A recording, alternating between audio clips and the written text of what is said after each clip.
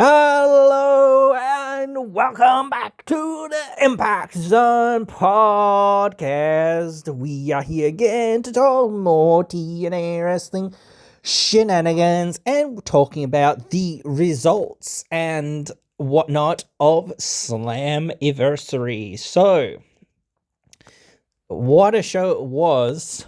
We'll start off talking about the pre-show first. Now, I will say, overall, I think that there is some level of disappointment kind of out there in the community or in the fandom in some regards. But you've got to look, and I'm somewhat disappointed too in some pieces or whatever. But you've got to look at the whole picture in some ways. There's so much positive to think about. They had one of the biggest attendance that they've, ever had, in North America, 7,623. That's really good. I wish they had have gotten to 10K, but, it is what it is. They got what they got, and again, you've got to think about positive momentum. Now, one of the things that I do want to see, and I think I said this elsewhere before, is that they have to really keep, it's really tough, but they've got to keep this level of interest and intrigue and everything else going. That's the thing. They do these really big things sometimes, and then it's just oh, well, we'll go back to being mid stuff or whatever. We don't really stuff that really doesn't push the envelope, or not push the envelope, but you know what I mean. It's not we're not really trying to make people believe that this person or that person or whatever it is can actually win the title or win in major matches or whatever else it is. You're just putting people out there to be filler opponents or whatever else it is. And yes, I get it as well. People have to lower their expectations and say, oh, well, not everything's going to be as big and as bad and as scary or whatever as Slammiversary and whatnot, or Bound for Glory or whatever, the major tentpole pay-per-views or whatever it is. But still, it's one of those things. You can't not try to deliver. You've got to make people believe that this, next month, Emergence, whoever's going to challenge Trick Williams or whoever's going to challenge for whatever title is going to win that belt. So you've got to have people invested, and you've got to have people along for that ride, and not just, oh well, never mind, we'll just put some person in there that isn't really involved in the story that we're trying to tell, but they're just a stopgap person that, is easily going to get blown through, and no one really, really cares. But, it is a moment in some ways to start trying to push that person in some ways of saying, look, we want to put this person on that pedestal or on that level of saying that they will be, in that position soon, or in that position of being, one of our top guys soon or whatever. That's fine. That's different. But then you have to invest a bit more in them as well. And I hate the 1 month storytelling.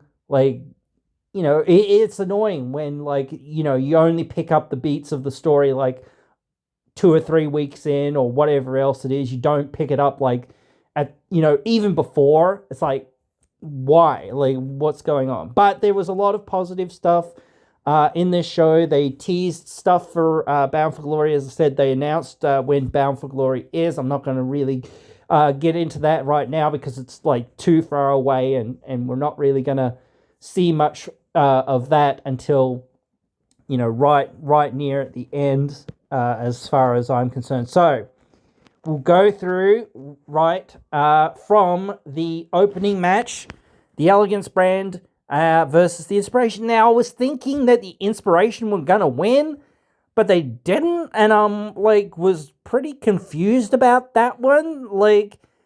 Again, I kind of said this before. I kind of thought, when you are thinking about Ash potentially being the number one contender, which in some ways doesn't 100% work in some ways because she's in a tag team and there's other things going on, there's other factors to consider, but like it's like if you make her lose, it's like a little bit meh and a little bit annoying and a bit like, well, what was that for? Like, you're hurting her to try to pull her up, like, type thing. I don't know. It doesn't really work. Like, but that does work for heels sometimes where, you feel like, oh, well, this person beat them. But yeah, but they're a tag team, so it doesn't really matter. But this was pretty good here. I liked this one. I think this was like the best of the pre-show matches or the countdown matches or the buy-in matches or whatever you want to call them. This was pretty good. Like, it wasn't like that long, but this was certainly like good 8 minutes long there, worth of a match. And I was surprised that the Elegance brand was kind of winning, but then like I said, I was thinking about it and I was like, yeah, doesn't hurt them or doesn't really not make sense or whatever it is. So whatever, it's fine. We had an impromptu match between the Hometown Man and Eric Young. The Hometown Man pinned Eric Young. That's interesting. I'm sure that this is still kind of going somewhere-ish, but when, where, how, why, I'm sure it'll happen, like something will have to happen next month, but it's sort of becoming like, like I said with Order 4 in some ways, it's like, dude, this dude did all that stuff and you guys are still following along with him, and it's starting to become like, Eric Young's doing all this stuff and these guys are still following along with him, and yet, like, what? Like, to me as well, it's like those kids, I don't want to say they're kids, but they're young talent, whatever. They have had very few like opportunities to really showcase themselves as a tag team and whatnot. I'd like to see them just like on their own. Like I like Eric Young. I know a lot of people like Eric Young. I like him too, but like I'd rather see these young kids and see what they have to offer, because again, the tag team division does need more tag teams in it. So I'd like to see what we can do there. But still, we will wait and see with that. So the 6-man tag team match between Enzo, aka Real One, Zilla Fatu, and Joseph Bishop was up next against Steve Macklin, Jake Something, and Amance Warner. I thought that the Hometown Man versus Eric Young was pretty darn short, but like this 6-man tag match was even shorter. So yeah, I really don't know. I feel like you could have cut like 1 or 2 minutes, or maybe not 2 minutes, but you could have cut a couple of minutes off of, or maybe a minute or so off of EY versus Eric Young, because all you really needed was like, Hometown Man pinning EY and then EY getting mad and whatnot. So, they didn't really need a lot of minutes. And I feel like this match needed like another minute or 2 at least. It really felt like that. Like, there's certain matches that feel all right when they're abrupt, but there's certain matches that feel like, oh, wow, they, like that made no sense. Like, for why those guys won that quickly, or these guys lost that quickly, or whatever it was, like it really didn't work for them. It just kind of made the match fall apart a little bit because they didn't really have enough time. In some ways, would I mind seeing some of these guys around, but continuing to appear in TNA? I wouldn't say no. But then again, are they going to? I don't know. Because, again, they're from New York, so are they actually going to travel, And, if they are going to do stuff, what are they going to do? How are you going to do it with them, etc., all that stuff. So, I really don't know. It's one of those things that you start saying, well, since you made them win, obviously you don't, that's not just the be-all and end-all of it, surely. You've got more planned for them, surely, than just oh, yeah, they won, or whatever. So, let's see what they do next or whatever it is. You've got to have that. You can't be just like, oh, they won and then they disappear. It's like, wait, what? Like, especially when they beat like our guys like out of nowhere. It's like, wait, what? Um, so that was the pre-show. Then we started off the main card with Mustafa Ali versus Cedric Alexander. Wow. I think that this one, like, I think a lot of people were expecting this one to be really good. Like, I didn't really watch their WrestleMania match, but I heard it was good. And whatnot. So, and I think somewhere in here, like, Hannafin said that Ali has lost to Cedric like 7 times or something before this. And I was like, dude, then like I said before, he's probably winning. I was like, he's 100% winning this. But, like, I was impressed with this one pretty well. I think that, like, this, like, if you weren't Dave Meltzer and you don't want to ever give something 5 stars, you would probably give this, like, 4.5 or 4.25 or something like that. Like, this was really good. Everything was, like, really good here. I didn't really love a lot of the, like, I don't really ever love a lot of the interference, but it's one of those things, like, when you have a baby face, it's like the heel's got to cheat to win. And so how did Mustafa Ali win? He cheated to win. He used distractions. He used his security. He used Order 4 that he's been mistreating. He used Tasha Steelz, who he's been mistreating. All this stuff to win. So, like, it was great. It was kind of somewhat predictable. I kind of feel like Cedric isn't sticking around. So, like, I don't know whether he isn't or whether he is. I feel like this might be a one and done, though he could come back later on. Who knows? We'll wait and see for that. But, yeah, I don't really see it right now. But they treated him fairly well for the short run that he was there. He was made to be an important, guy and given an important slot. The opening match is usually as important often as any of the other matches, major matches, because you've got to set the tone for the show sort of thing. The next matchup was the System plus Matt Cardona versus Dark State. Now, this one was pretty short, though. It wasn't as short as some of the other matches that were on the pre-show. But I was thinking, I think when I was first saw this, I was thinking, oh man, the System are going to lose. But then I was surprised to see that they actually won. I think it was just because, like, they're in New York and, like, Matt and Brian are from New York. So, hey, we're winning here. I don't know.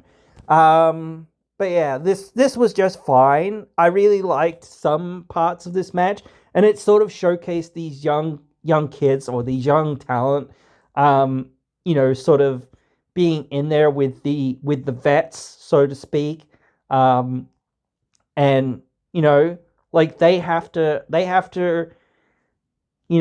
like, I would like to see them win somewhere, for, like, they're young guys. I'd like to see if they can, but the thing is, they're not TNA guys, so I don't really care about them in TNA. Like, if they make themselves successes in NXT, and they say, we've got to be meaner, we've got to be stronger, we've got to be faster, we've got to, like, when they go back to NXT and, like, really reflect on this loss, and, like, maybe we shouldn't pick fights with people, elsewhere, maybe we should just focus on here and whatever else and whatnot, like, give them another edge, give them another thing to start saying, oh yeah, it's not just about this, it's not about that, it's about us as a unit, we've got to stick together and we've got to, make an impact, no pun intended, but, like, that's what we're here for.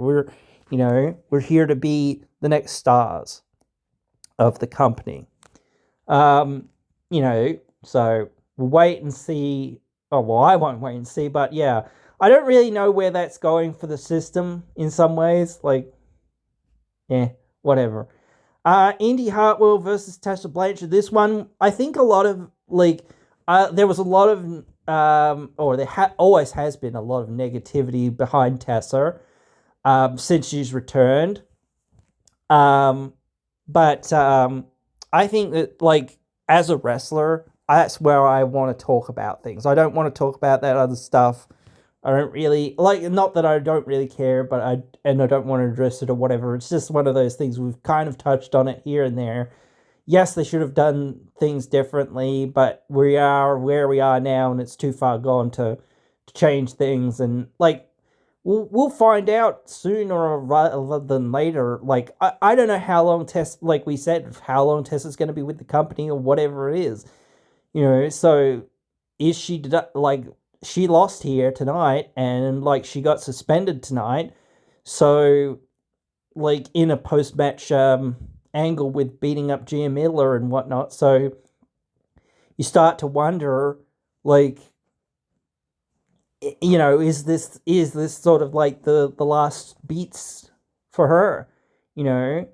As far as Indy goes, I don't know. I'm not as hot on her as what I thought I would be after this. I thought she'd show something in this match, and, like, to me, like, she did well in a lot of her performance in some ways, but there was just a lot missing as well. So, like, this was a good match, but I think, like, it was hurt by the fact that she was a little bit inexperienced and not quite ready. I don't know. I don't want to downplay her, but I think, like, unfortunately, it is a bit weird because she still needs more time, and it's weird because she's been, like, champion before and whatnot, but I don't know how good of a champion she was and whatnot. So, but, like, as well, she could be a contender soon, but I don't think she'll be champion soon. I still think she needs to, like, it's not like she hasn't got a connection with the audience, but I really think that, like, the way that this match, she performed in this match in some regards, just, like, I felt like, oh, like, she wasn't really, like, she wasn't really selling properly at times in this match, or what I thought she should be selling, for. And it was like she's just walking through it now, type thing. So, yeah, that started to irk me a little bit. But this was, like, still pretty good for the most part. But I just think, like, she, like, that last little bit of, like, oh, I know I'm winning, so I'm just gonna win, or I'm just gonna not 100%, but, like, not selling enough to where I think, like, you're gonna, like, if you see that, you're starting to go, oh, this person's getting to the next level of, like, they're really, like, trying to make it look like a competition, and, like they're not gonna win, but they're still fired up to be, like, trying to win, like, that kind of thing. That's what I mean. So that's all I'm gonna say about that. But yeah, I still think that she could have a lot of potential going forward. This next match, I guess this match is one that will divide anyone, and I'm sad to be right sometimes. And the main reason that I'm sad to be right is because it's like, dude, one of the things that I thought when we were coming into this was that JC was going to win the belt, because WWE is some greedy ass bitches sometimes. And I get what they're trying to do in some ways, which is, that hero's journey again, like, TNA are the heroes, so they're going to win the belts back at some point down the road, when it matters and whatnot. So, but still, it's really annoying to have to see, like, the belt being over there in NXT, and it's like, man, why was this? Like, it's funny as well that I think in some ways perhaps the Hartwell Blanchard match was a little bit long, and this match was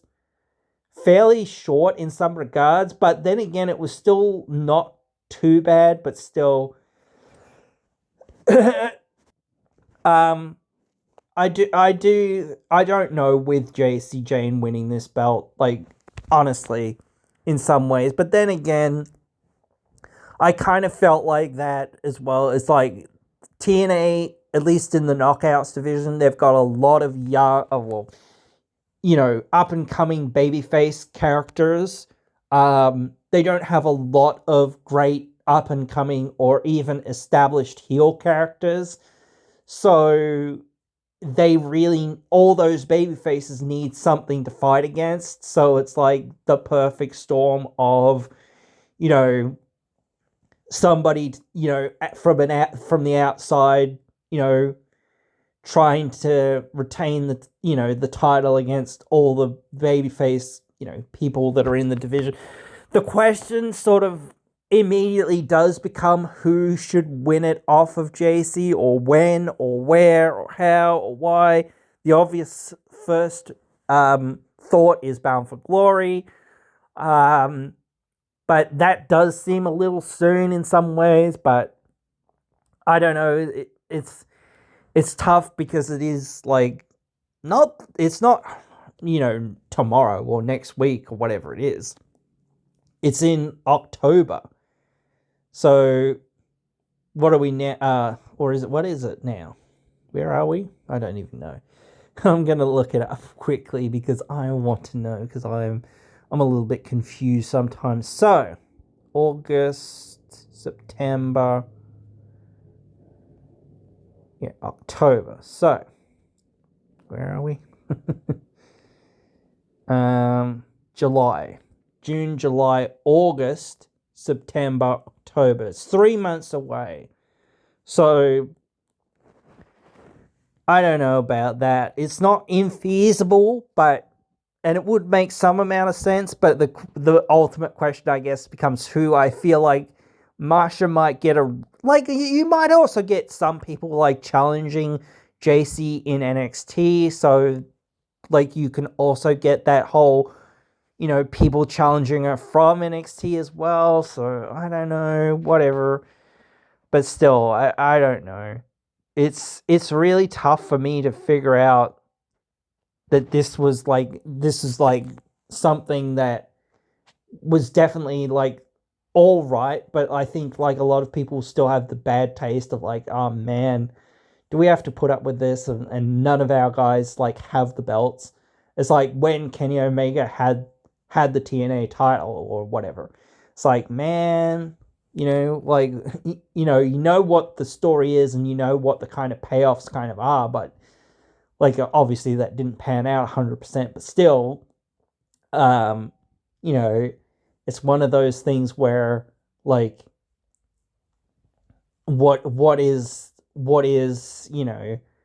the next thing for these things. It's like, oh man, why do we have to not have the belt here or on somebody that's not from here? But then again, it's good heat, so, and it did draw probably the biggest crowd in some ways, in some regards, in North American history, so you can't disagree with it in some ways. And again, like if they get onto a new network, which hopefully they will soon, but maybe that will be announced in the next like 90 days or whatever it is. So like that's like what, 3 months. So that's by Bound for Glory. And again, like by the time you get to Bound for Glory, which is like the 8th month in the year, you've got like 4 months left in the year. So you're thinking, oh yeah, again, they're debuting on the new network starting in the new year. Maybe they could start sooner, but like, yeah. All right, getting to the last couple of matches now here on the show. Leon Slater and Moose for the X Division Championship. This was a much better and much more uplifting match, and much needed from like the last match. Though then again, like you've got a few matches here where yes, the pre-show match of the Elegance brand didn't go the way of the Inspiration, which is probably what the fans wanted. Then you get the hometown man winning, which is probably what the fans wanted. You got uh, fourth rope winning, which is not what the fans wanted. So you're getting like two matches thus far. Then you're getting Mustafa Ali. Maybe the fans didn't want that, but it makes sense. So maybe that's three. The system winning. I don't know whether the fans really wanted that. It was like kind of like tough to say because like they really aren't heavily established baby faces. So, but whatever. I guess they didn't want to see Dark State win. Then you got Indy winning against Tessa. Um, and then you've got JC Jane winning. So that's a big one. Like some of these other ones, like mostly they don't matter as much. But this like JC versus Marsha, obviously, it changes the dynamic. Whereas Leon Slater, I think changing the dynamic in a good way. This was probably again another one of the top matches. Um, of the night, and I'm glad to see Slater win the belt. I was really happy to see him win that belt after a hard fought sort of road.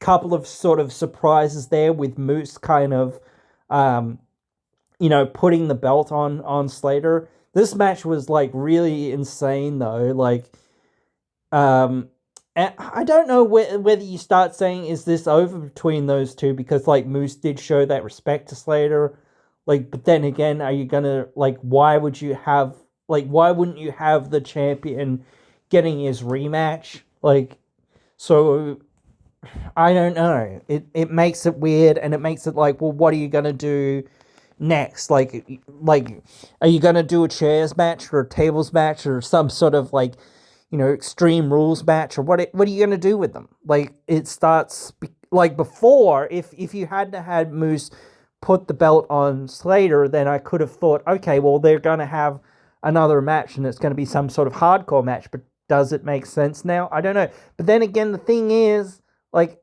before I said this as well. Like I said, like I wanted to. Well, one thing that I kind of want to see Moose do before he leaves TNA and sort of retires is complete the Triple Crown. So I kind of want to see him become tag team champions.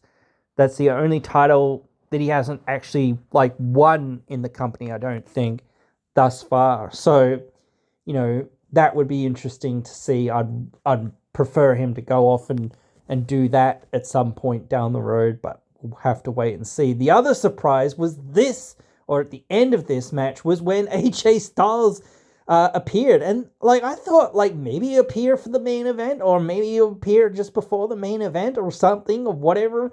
I was glad to see that or hear as well that he had his like proper TNA theme and not his lackluster WWE theme that and that's been the case with a lot of people. Like I know like I think he said that he doesn't love it and he doesn't like it, but whatever. I think even he agreed that if I'm coming back, that's got to be the theme, hasn't it? Like it's iconic, So, and he came out to put over Leon Slater, which that's pretty cool. I was expecting kind of like almost a heel turn there for some reason because you don't really see this a lot where people come out and put somebody over or whatever. But no, that is cool. But the thing is, like again, people wouldn't have gone for them, trying to turn AJ heel on return. So the question becomes like, is this a one off? It might be, and it really felt like, what are we doing with this? Like, why is he here just to put like Leon over? Like, there's got to be more to it than that. Like, it's not just, oh, I'm here to put Leon over or whatever. Like you don't just do that. I don't know. It's kind of a weird like thing to do without like saying, oh, by the way, here's this. So, but yeah, I don't know. like wait and see, I guess. Maybe there'll be more, maybe there won't be. I was crying when AJ came out. I was surprised out of my boots at first. I was like, "Wait, what? He's coming out now? Holy heck, what the heck is going on?" Like, and then it just like was hitting me, man. And I was like, "Oh man, oh shit," like so. But yeah, no. Um, I was in the moment, man, for a little bit there, and but then I was like, oh, what's AJ got to say? I was interested, I was invested. It's like, oh, okay. And then it's like, oh, is he gonna turn heel on or try to turn heel on Slater? It's like, what the heck's going on, bro? But yeah, we will wait to see what becomes of this, where it becomes of, etc. Next is the four-way tag team ladder match. Now, I was kind of thinking that the Nemesis were going to retain, and I knew that would be like somewhat unpopular with the crowd. And like when the Hardys said, "Oh, this is do or die for us," I felt like, oh well, maybe they'll win it because like they said it's do or die, and no one would. Well, even though people like feel like, oh, they're starting to get like, you know like not a parody, but like they're becoming a shell of them for themselves or whatever it is, um to an extent, like still whatever, I don't know, like they're so popular that it's less like people look beyond it to some extent. They did really well in this match though, because they had a whole lot of other people kind of picking up the slack, and they could kind of just, do the fun high spots and things like that they are known to do. And in the end, that's they won this match. And I was sad to see that Trey with his hernias was too unwell or too unable or whatever with his surgeries to come and compete.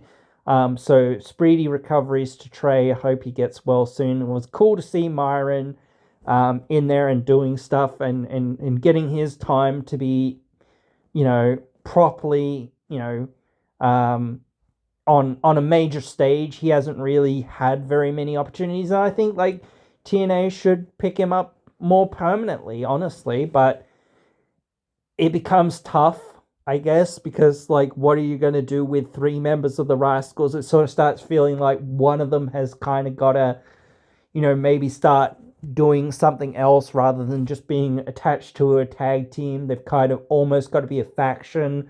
So one of them might have to win the X Division title or something like that, or win the international title or something like that. I don't know. But yeah, like, it starts becoming like that for them. A lot of people were actually saying First Class was going to win, or thinking that First Class was going to win. I did notice a lot with KC, though, with his knee injury. It did seem like he's a lot better, but it did seem like he's not fully healed. So I think that really sort of cut them out of contention for winning those belts. But that freaking moonsault from AJ Francis from the ladder was just like insane, bro. Like that, there was some insane spots in this match, and there was some insane stuff in this show. But that was like one of the most insane things in the show. But yeah, surprisingly, after this, Bully Ray came out and said Hardys versus the Dudleys one last time at Bound for Glory. Like, honestly, okay, cool, right? But in some ways, like, or in many ways, that does not need the titles on it. So, I don't, I say this a lot, I don't like it when they hot potato the titles,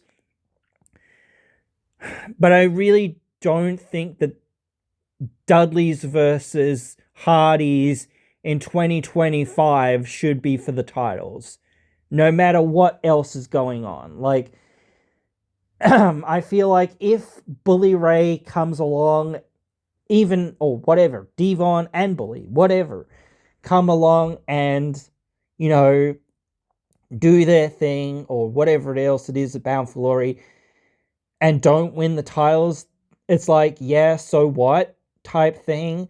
But we also know that the Hardys' contract is pretty much up at around Bound for Glory. Now, yes, they could stay on for a few more weeks, a few more months, or whatever else it is, or on a handshake, or they could sign new deals. Absolutely, that could happen, but we know that they want to go to WWE. We know they want to wrap their career up in WWE.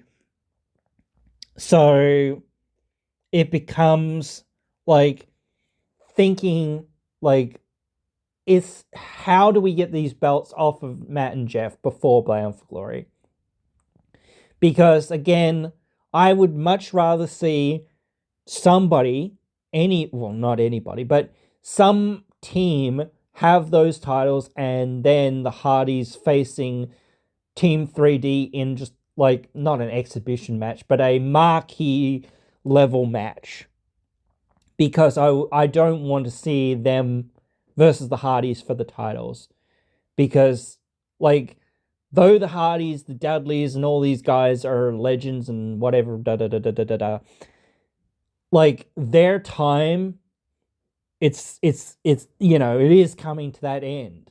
And if this is the last time, does it really need to be for the titles? It should just be for bragging rights, effectively.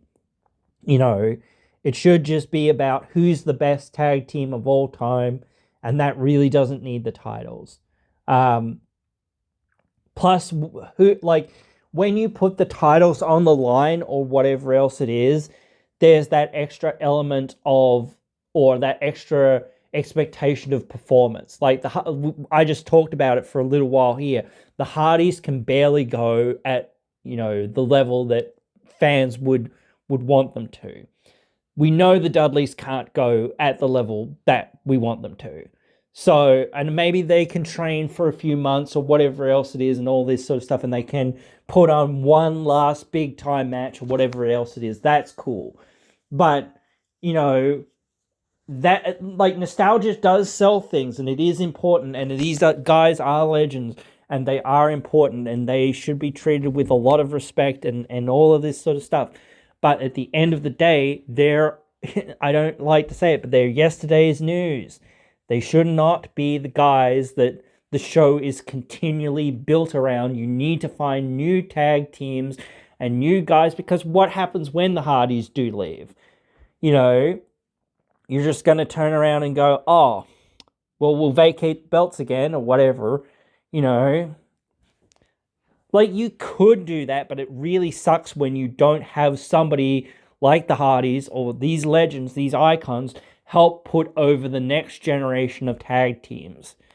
So I would much prefer it to see them lose those belts before then, or whatever. I don't want to see Dudleys and Hardys for the titles. But we'll wait and see, I guess.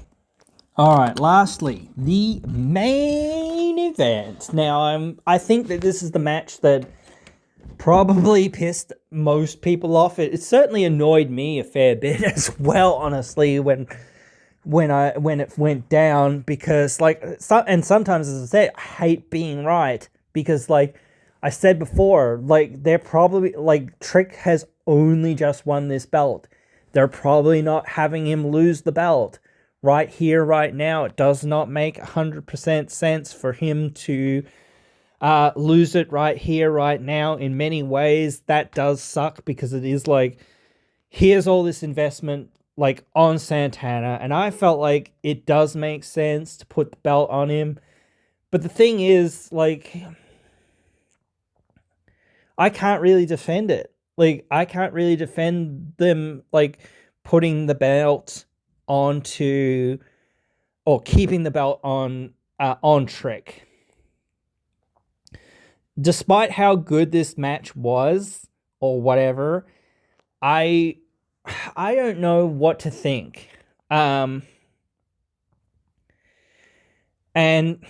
like, I'm looking at the next couple of shows, like, I'm just trying to think ahead, like, what's next, because you have a match next week against Joe Hendry and Mike Santana. Like, one of them guys seemingly moving along to probably number one contender, but that's in Baltimore. So what's up with that? Like, no one will really care there and then. Then you've got some tapings in Minneapolis, then Victory Road, Edmonton. That's in Canada. And then you've got Bound for Glory. So, and this is in Missouri, I think it is. Where is it? MA. I don't know what that is. I don't know US states. So I'm just gonna look this up quickly if I can.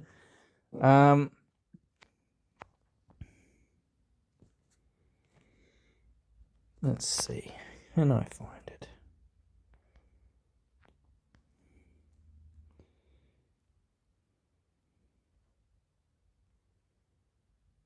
Oh, it's near Boston.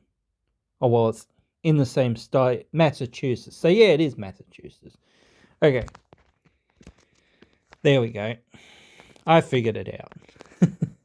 Like, I don't know. Like I said, guys, I'm not from the US, so do pardon my ignorance. I don't know every single... This is especially a fairly small town from what I can tell. Maybe it's bigger than the town that I even live in. I don't know, but whatever. So... like, what would be the point in Santana? Well, the same with Joe Hendry, winning and going to emergence. Like, what? Like, you've already seen Trick and Santana both lose, so you start to question, like, whom is next? What's next?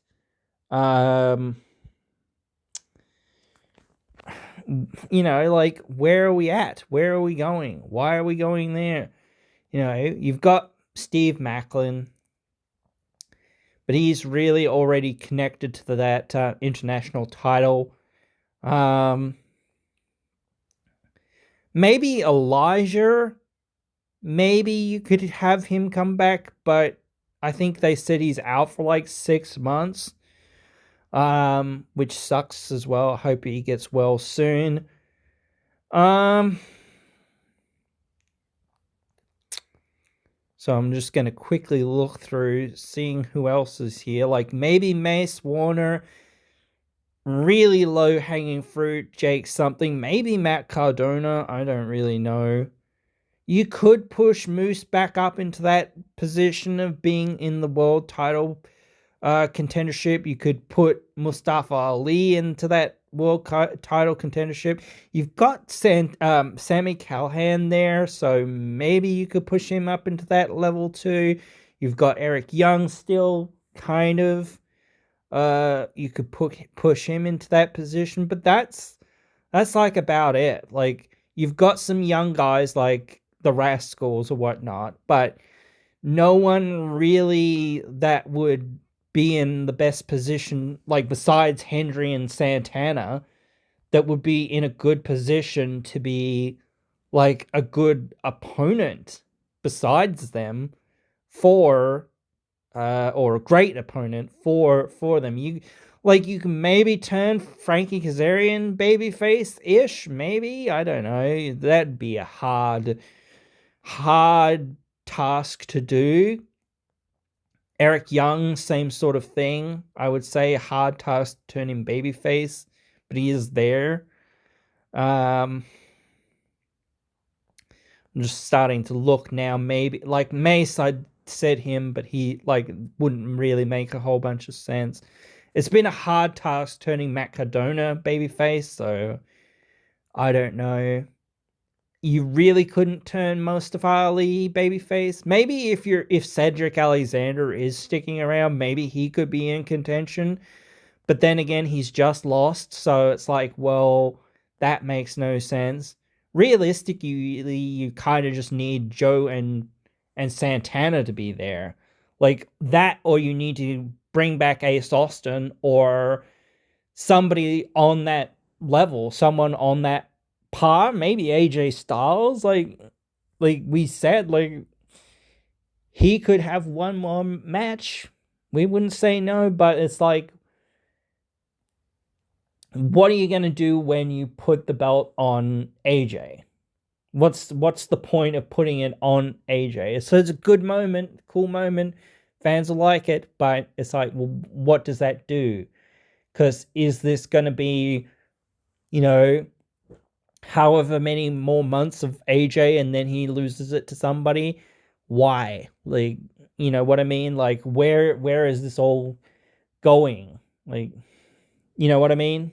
So, yeah, I don't know what to think, really. I think that, like, perhaps this was a bad choice, but then again, the thing is, it's like, I said this before, it's like, if Santana had have won, you would have been in the same position in some ways, where it's like, oh, well, who does he face? Maybe Mace Warner? That's probably about it. Like, maybe Eric Young, maybe Frankie Kazarian, like, I don't know, maybe Eddie Edwards, I don't know, maybe, like, again, maybe Moose, I don't know, but then again, he's already faced Moose, and he's already faced a lot of those guys in the system, so I don't know. I think, like, the fact that we've got a live episode coming up this next week will probably answer a lot of those questions, because we are now starting to build to Emergence, and we're all obviously building to Bound for Glory. We already have the potential of the Dudleys versus the Hardys. I, again, really hope that if they are going to do that, which is, like, probably they're going to do that, because why would you say, hey, this is what we want to do, if that's not what you're going to do, like, type thing. You've got to start saying, okay, well, that's what we want to deliver on, so that's what we're building to. If they have it for the titles, sure, but then it starts becoming like, well, the Hardys, when are the Hardys leaving, type thing, and we know it's around Bound for Glory time, so, and then when is somebody going to get the belts off of them? I think it should be before, and then maybe, like, the night after Bound for Glory, or a couple of nights after Bound for Glory, or whatever it is, a month after Bound for Glory, they have, like, another do or die situation where they finally lose and they finally have to leave, and, you know, whatever, all that stuff. So, yeah, I don't know, but I know fans won't like that, but, you know, at the end of the day, it is what it is. They're going to go, and, you know, that is what it is. So, but yeah. Same thing here. It's just like, I feel like, oh man, but I can't wait in some ways as well, because it is like, well, how are we going to get to the next thing? You know, what is the next thing? And the next thing is, honestly, like, we need more guys or gals or both to be in that contention. Like, you need more people there ready to go. Like, you've got Ash by Elegance being number one contender, but now that JC Jane has the title, doesn't really make sense that Ash is the challenger for that, or the number one contender for that title. Like, what's going on? Maybe you could do some sort of traction warfare, I don't know, but, like, do people really care? Maybe you could kind of do a triple threat. Like, I said that before, but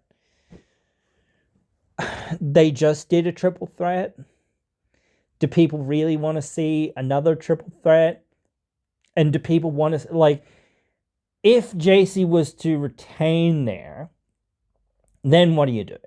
Like, you know what I mean? You've got a few other people that are there. I don't think, like, I don't want to say nothing bad, but I don't think a whole lot of Lei Ling Lee as far as being, like, the champ, but I do think that she's a potentially top contender in some ways. I think what's the name, Zaya Brookside is like a top contender. Absolutely, I think she could be champion.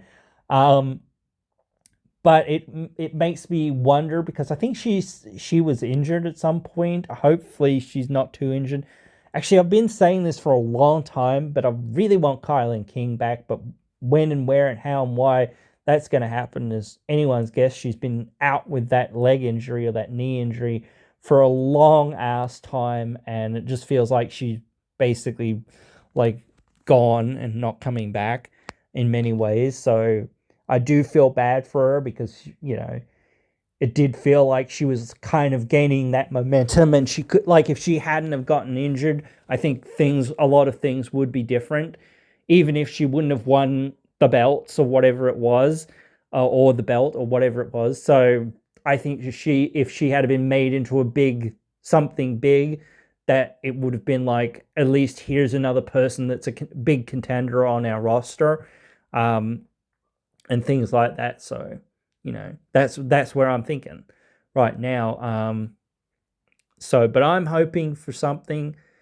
But the thing is, as I said, it's like tough, because you're investing in, like, if you bring somebody new on, or new, it's sort of like hard for the audience to go, oh yeah, this is our guy, and or whatever else, we really like them and whatnot.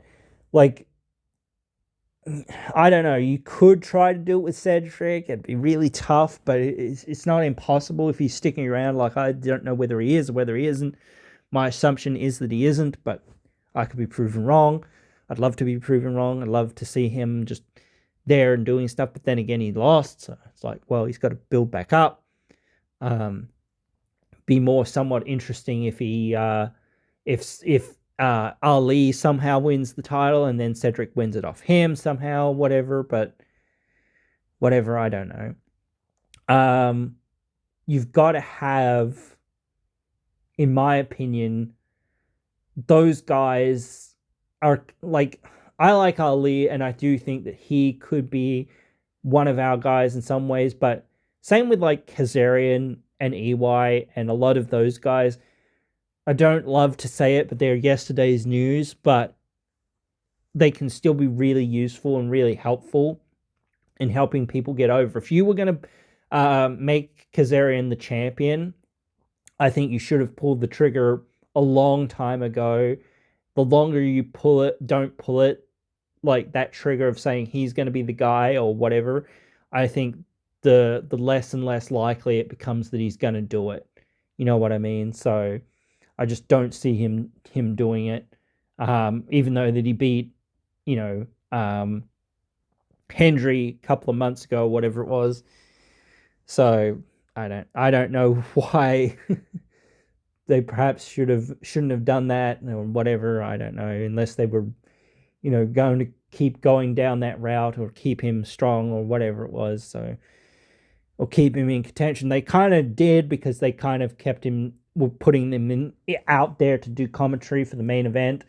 So, but yeah,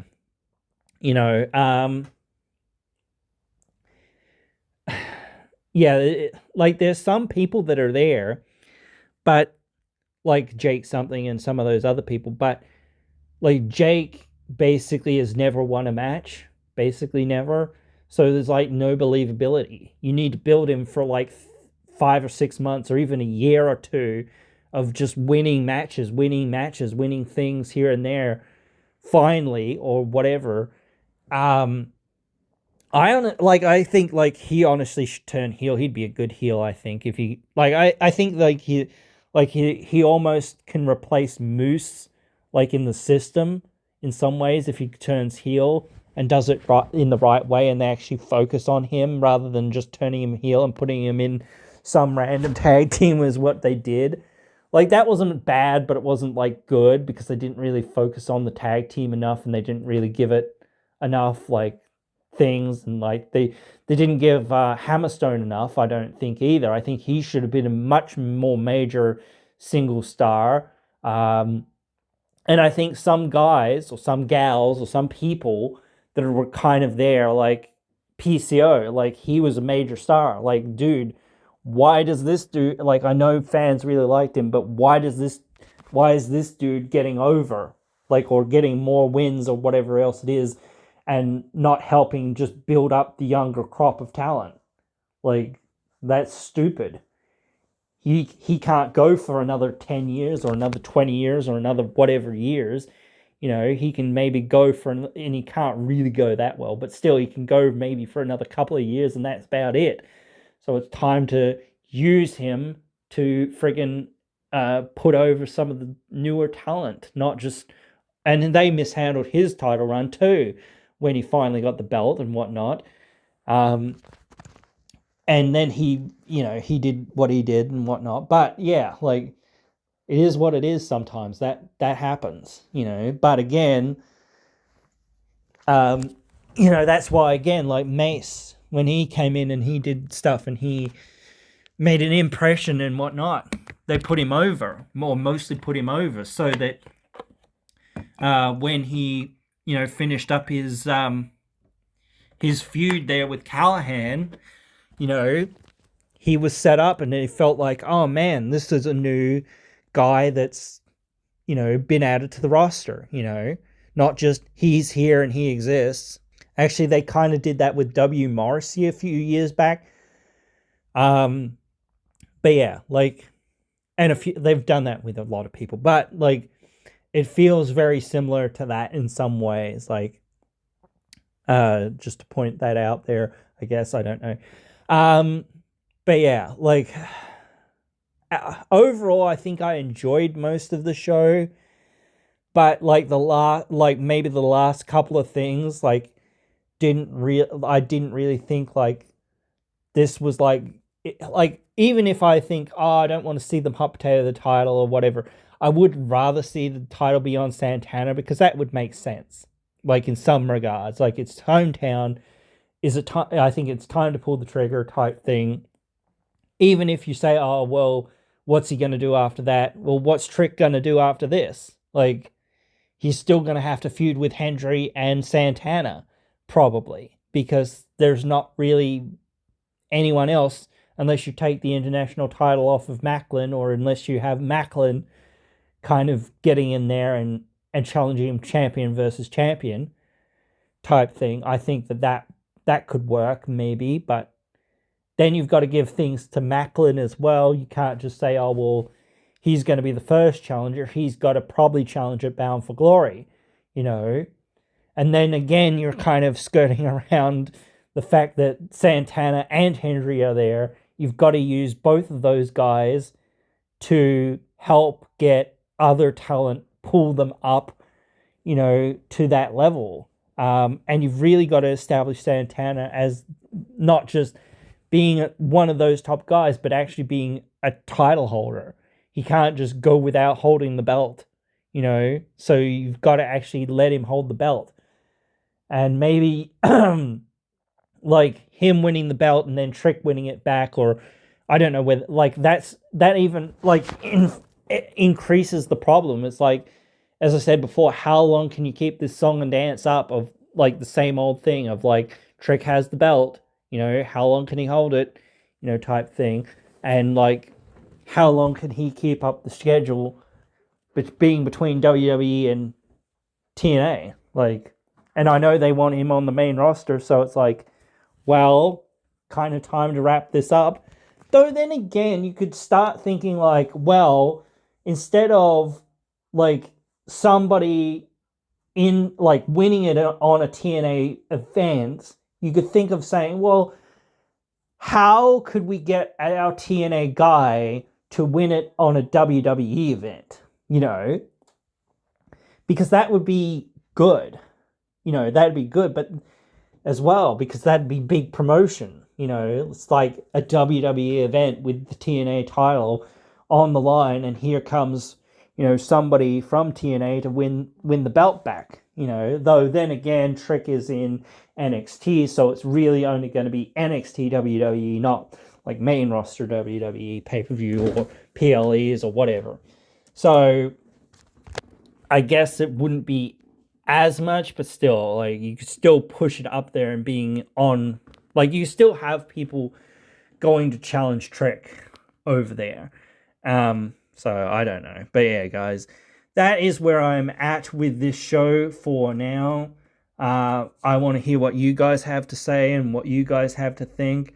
And I hope you've enjoyed this episode, and I hope you enjoyed the show, even with all of the other things going on. And I hope you guys will join me again in another one.